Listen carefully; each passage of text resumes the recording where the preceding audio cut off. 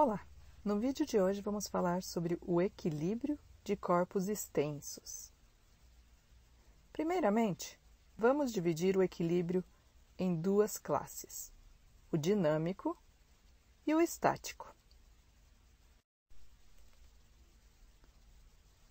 No equilíbrio dinâmico, o objeto tem velocidade constante.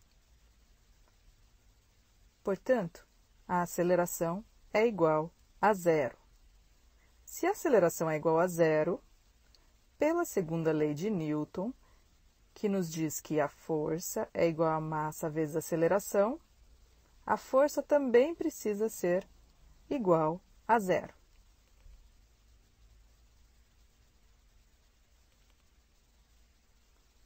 Esta é a força resultante.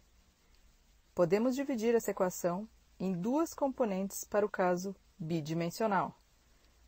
Temos f de x igual a zero e f de y igual a zero. Vamos ver um exemplo bem simples. Considere que este ponto está em equilíbrio dinâmico. Nele, são aplicadas as forças F1y, F2y, F1x e F2x. Como o ponto está em equilíbrio, necessariamente F1x tem que ser igual a menos F2x. E na outra dimensão, F1y tem que ser igual a menos F2y.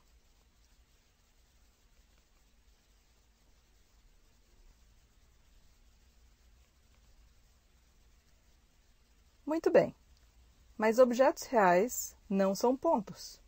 Eles são extensos e têm um centro de massa. Nesse caso, para o objeto não se mover acelerado de um lugar para outro, ou seja, para ele não se transladar com a aceleração, a condição de equilíbrio é que a aceleração do centro de massa deve ser zero.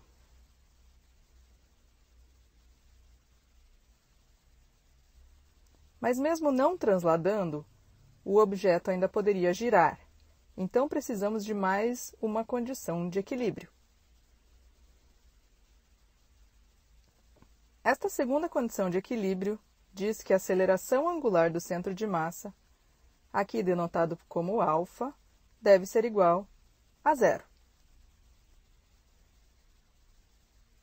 Isso significa que o torque resultante, aqui denotado por tau, também precisa ser nulo.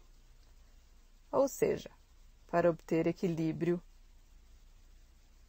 dinâmico, também é preciso que o torque resultante seja igual a zero. Por exemplo, imagine que eu tenho essa barra e um pivô de rotação. Tenho uma força F1 em uma extremidade e uma força F2 do outro lado.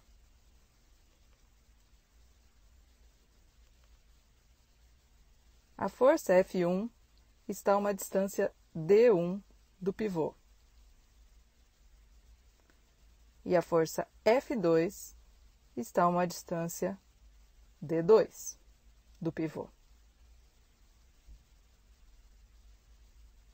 Para o objeto não girar, basta lembrar que o torque resultante é nulo. Lembrando que o torque aqui é dado pela força F vezes D. Portanto, teremos, para a barra em equilíbrio, que F1 D1 vai ser igual a menos F2 D2.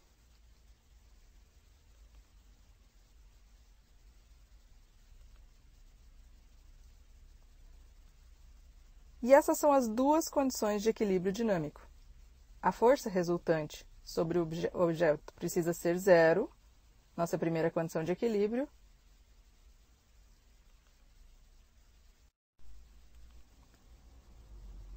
E o torque resultante também precisa ser nulo, a nossa segunda condição de equilíbrio. Para haver equilíbrio estático, ou seja, para o objeto estar em repouso, sem velocidade, adicionamos às duas condições de equilíbrio uma terceira. A velocidade do centro de massa do objeto precisa ser zero. E então teremos o equilíbrio completo.